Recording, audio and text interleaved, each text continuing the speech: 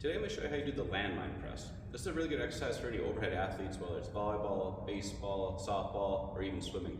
This is also really good for any adults that have any history of shoulder pain. The reason why this is a really good exercise is that it kind of works your whole shoulder all together as you're doing the pressing motion, which I'll show you in a second here. Especially the stress anterior. So if you put your hand right on the side of your rib cage and then bring your elbow to your head, you should feel a muscle that kind of feels like a fan in your armpit. What that muscle does is really guides your shoulder blade as you move into an overhead position.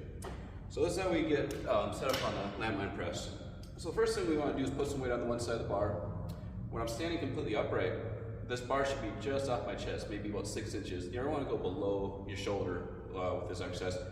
And then once I get set up here, I'm going to line the outside of my body up with the bar so I'm square to the wall ahead of me. And then I just slightly drop my foot back so I have a little bit more stable position.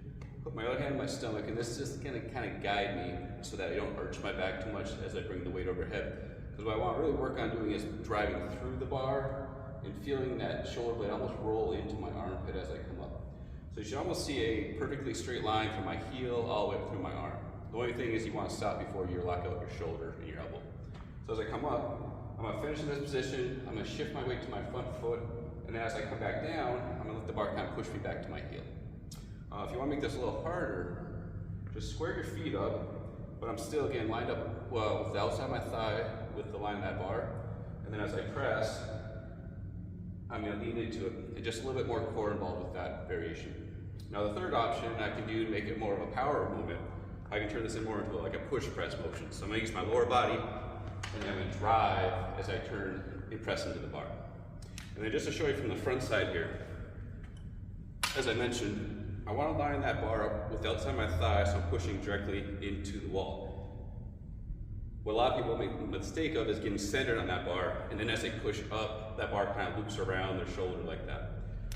I want to be here, drive through the bar, lean into it, and let it kind of push me back onto my heels. Make sure you don't elevate the shoulder, make sure you don't arch your back. You gotta keep tight in the core, lean into it, and just drive right through that bar. Once I'm done with the reps on that arm, I'm just going to move my body around the bar. Rather than moving the bar, I'm going to move my body to the other side of the bar and do the same thing with my other arm. So that's how you do the landmine press. Like I said, it's a really good exercise for any overhead athlete. It's a good way to really recruit that stress anterior to make sure that your shoulder is nice and stable.